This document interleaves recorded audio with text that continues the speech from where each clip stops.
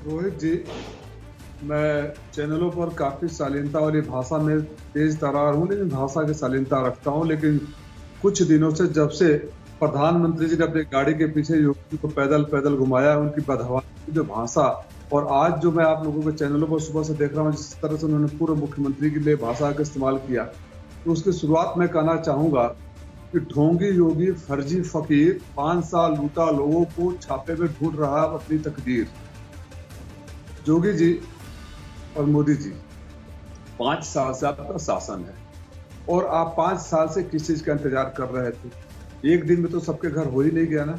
और आप ही के चैनलों पर मैंने एक दिन बोला था, पहले दिन जिस दिन मेरे घर पे छापा पड़ा था, अगले दिन मैं आपके चैनल पर बैठा था और जब आपके चैनलों पर चल रहा था कि 200 करोड़ रुपए का मेरे पास कर चोरी, फिर मीडिया में आया कि 2 दर्जन लाकर, जैसे आज मैंने आपके आज भी आप इस स्टोरी में सुना था, 2 दर्जन लाकर 50 कंपनियों में मेरे बेनामी शेयर। तो मैंने रिक्वेस्ट किया था आपके चैनल के माध्यम से, भैया मेरा आधा ही लौटा दो, 5 गुना टैक्स ले लो। फिर गायब हो गए लोग। मेरे यहाँ तो जितना बेचारों ने खर्चा किया हवाई जहाज और होटल पर, यहाँ से बेंगलोर से लेकर मऊ तक, उतना भी उनको नहीं मिला। सवाल ये है, कानपुर के पीयूष जैन के यहाँ छापा पड़ा। आप बताइए रोहित जी, बहुत वरिष्ठ पत्रकार है आप, देश के संवैधानिक पदों पर बैठे हुए माननीय प्रधानमंत्री, गृह मंत्री और मुख्यमंत्री जी, जिनके अधीन ये एजेंसियां जांच करती है, छापा पड़ते ही फैसला सुनाने लगे। कितनी बेशर्मी, घटियापन की पराकाष्ठा है कि प्रधानमंत्री आपके नीचे, मुख्यमंत्री आपके नीचे, गृह मंत्री आपके नीचे की एजेंसियां भी छापा ही मार रही है और आप जजमेंट दे दिए कि किसका पैसा है और किससे लिंक है। माफी मांगेंगे आप? और आपके पंकज झा ने बता दिया कि वो झूठ था, प्रधानमंत्री झूठ बोल रहे थे, योगी झूठ बोल रहे थे और अमित शाह झूठ बोल रहे थे। उन्होंने पंकज का परिचय कुछ ऐसा काम आता है, मैंने भी देखा। तो जब जिस सरकार की नीयत इस तरह है, ये पैसे हम उसी दिन से मांग कर रहे हैं कि आप सीडीआर जांच करा लीजिए, नार्को टेस्ट करा लीजिए। और सारे प्रवक्ताओं से बोलता जा रहा हूँ, किसी की हिम्मत नहीं पड़ती, क्योंकि पैसे तो उनके हैं, गलती में छापा मार दिया, अब यहाँ उछल कूद बचा रहे हैं। ये एक बात बताइए, क्या ये छापे सिर्फ समाजवादी पार्टी से जुड़े लोगों या समाजवादी पार्टी से सहानुभूत रखने वाले लोगों के लिए? अभी एक और, मैं 30 सेकंड का टाइम दीजिए, एक कुछ बालकों का दर्द आपसे सुना दूंगा और शायद रोहित और एबीपी गंगा के माध्यम से उनका हल भी हो जाए। अभी मैं आपके जब चैनल पर बैठा था ना, लोगों को पता चला तो एक मैसेज आया, सर हम 60 छात्र जो देवरिया, आजमगढ़, बस्ती, गोरखपुर, अयोध्या, विभिन्न जिलों के छात्र हैं, 2018 में Pandit Nagina college of pharmacy, Jokraghat, Latghat, Azamgarh में डी फार्मा में 3 लाख रुपए में एडमिशन लिया। एडमिशन के समय कॉलेज के प्रबंधक भारतीय जनता पार्टी नेता आदरणीय मनीष कुमार मिश्री ने हमको पीसीआई से मान्यता प्राप्त बताकर एडमिशन दे दिया। हमारा कॉलेज मान्यता नहीं है, हमारे पैसे लूट लिए गए, हम दर दर ठोकर खा रहे हैं और हमारी कोई कार्रवाई नहीं हुई, हमको धमका रहे हैं। मेरे बगल का मामला है, यहाँ फर्जी कॉलेज बनाकर लूट रहे हैं। योगी जी नैतिक साहस तो जाओ उसको पकड़ो। मेरे यहाँ तो ऑन रिकॉर्ड है गवर्नमेंट ऑफ इंडिया में, यूनिवर्सिटी में और राजीव गांधी यूनिवर्सिटी में, बेंगलुरु यूनिवर्सिटी में, कि मैं बच्चों को, खास तौर से हिंदी वाले बच्चों को फ्री पढ़ाता हूँ। जो अनाथ हो जाते हैं उनको हॉस्टल वगैरह सब देता हूँ। अब मैं राजीव राय समाजवादी पार्टी से जुड़ा था, जिसके नाम पर आज तक कोई आपराधिक रिकॉर्ड नहीं है, कभी कोई शिकायत नहीं गया। 25 सालों से इनकम टैक्स का वो दे रहा हूँ, आपने छापे मार दिए, मिला क्या? तो इस तरह से छापे आपकी हताशा, निराशा, डर को दिखा रहा है। जो 5 साल आपने जनता को लूटा है, और आपने तो बंगाल में भी छापे मारे थे, वीरभद्र जी के घर में शादी था, मारे थे, नवीन पटनायक हेलीकॉप्टर चेक किए थे। अभी भी आपका दिमाग ठिकाने नहीं आ रहा है, तो उत्तर प्रदेश की जनता आपके दिमाग पर ठिकाने लगा देगी।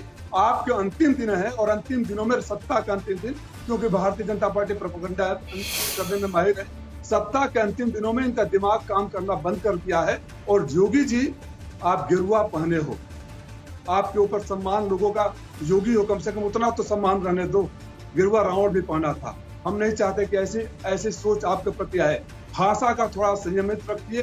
जिस तरह की भाषा आप बोल रहे हैं, सड़क छाप मवाली भी उस तरह की भाषा नहीं बोलेगा जोगी जी। मेरा नहीं, मुझे कुछ छुपाने के लिए नहीं। सांच को आज क्या मैं बोल रहा हूँ, सांच को आज क्या, अब तो आपके सामने सारे रिकॉर्ड है, सारे तथ्य है। आपने 6 बजे मेरे घर में जिस तरह से घुसे और 5 जगहों पर एक साथ छापे मारे, ऐसा लगा सारा आतंकवादी को पकड़ लिया। मैं स्वागत करता हूं, इस वजह से स्वागत करता हूं कि आप जिस तरह से मेरे ऊपर छापे के बाद मेरे घर के बाहर लोगों का हुजूम खड़ा हुआ, उसमें भाजपा के कार्यकर्ता भी थे और लोगों को लगा कि अन्याय हो रहा है, सुबह 7 बजे से लेकर रात 12 बजे तक आपको 4-4, 5-5 थानों की पुलिस केसी बुलानी पड़ी और मैं बार-बार अपील करता रहा, मिला तो कुछ नहीं। मैं कहना चाहता हूँ रोहित जी, उस बात को ध्यान रखिए। मैं चाहता हूं कि प्रधानमंत्री जी और गृह मंत्री जी और रोहित सावल भी बताएं कि जब छापा पड़ रहा हो तो जिस प्रधानमंत्री और गृह मंत्री मुख्यमंत्री का अधीनस्थ एजेंसियां छापा मार रही हो, उस समय प्रधानमंत्री और गृह मंत्री सार्वजनिक मंचों से कहने लगे कि पैसा फलाने का है। क्या ये जांच एजेंसियों पर दबाव डालने का प्रयास नहीं है? जब वो प्रधानमंत्री और गृह मंत्री कहेंगे कि फलाने का पैसा है और 4 दिन बाद वो गलत आ जाता है और बेशर्त प्रधानमंत्री, गृह मंत्री, मुख्यमंत्री नहीं, राजीव राय साहब, लेकिन बीजेपी की तरफ से प्रतिक्रिया, वो कह रहे हैं कि ठीक है, आपके यहाँ अगर आयकर विभाग ने छापेमारी की तो आप घबरा क्यों रहे हैं अगर कुछ गलत नहीं किया है? तो वो ये बात भी कह रहे हैं। बार-बार आता, आप बताइए, घबराता तो बार-बार आपके चैनलों पर आकर आपको आईना दिखाता, आपको ललकारता। घबरा क्यों रहा है? जो घबरा रहे हैं, जो जिनके सांसद विधायक जनता में जा रहे हैं तो लतियाए जा रहे हैं, मार खा रहे हैं, वो घबरा कर एजेंसियों का सहारा लिया है। आपको लोकतंत्र में भरोसा नहीं है, जनता में भरोसा नहीं है, 4.5 साल आपको याद नहीं रहा, तो जो घबराहट में डर तो आपको दिखा रही है साहब, आपको दिखा रही है। आप डर के बात कर रहे हैं। घबरा रहा होता राजीव राय तो रोहित के सवालों का जवाब देने के लिए उनके चैनल पर नहीं बैठा होता। और जिस दिन से छापा पड़ा उसी दिन से दहाड़ कर बोल रहा है। तो घबराने वाला समाजवादी नहीं होता है। जो घबराते हैं, छापे मरवा रहे हैं, जो आईटी के शरण में गए हैं, सीबीआई के शरण में गए हैं, ईडी के शरण में गए हैं, क्योंकि उनको जनता से डर है, जनता से कांप रहे हैं। जनता के सामने जाकर सच बता, कोई बात नहीं करते। आप बेरोजगारी की बात नहीं करोगे, महंगाई की बात नहीं करोगे। देश ने एक ऐसा गृह मंत्री दिया है जिसको अपने जांच एजेंसियों पर भरोसा नहीं है, जिनके अपने विभाग के आंकड़े कहते हैं कि एनसीआरबी के आंकड़ों में उत्तर प्रदेश में महिलाओं के प्रति अपराध सबसे ज्यादा है। और जाकर बोलता है मोटा भाई कि दूरबीन लगाकर देख लो, कहीं नहीं दिखाई देते। सारे अगर अपराधी भाग गए हैं तो भैया जो अपराध हो रहा है आपके रिश्तेदार है या कार्यकर्ता है, तो बता दो प्रदेश के लोगों को।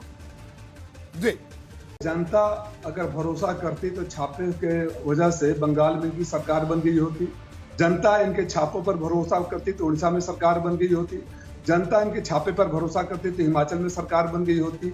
जनता इनके छापे पर भरोसा करती तो तमिलनाडु में सरकार बन गई होती। ये तो साबित हो चुका कि जब ये छापे मरवाते हैं चुनावों से पहले, जनता समझ जाती है कि जुमलेबाजों के पास अपना 5 साल का हिसाब देने के लिए कुछ भी नहीं है, तो इस तरह के तमाशे खड़ा कर रहे हैं। मैं धन्यवाद देता हूं आप जैसे कुछ पत्रकारों को जो बेबाकी से पूछते हैं और बेबाकी से सुनने देते हैं। मुझे पूरा जनता के ऊपर भरोसा है। जो अब तक हुआ है वही उत्तर प्रदेश में, बंगाल में खेला हुआ, उत्तर प्रदेश में खदेड़ा हुआ।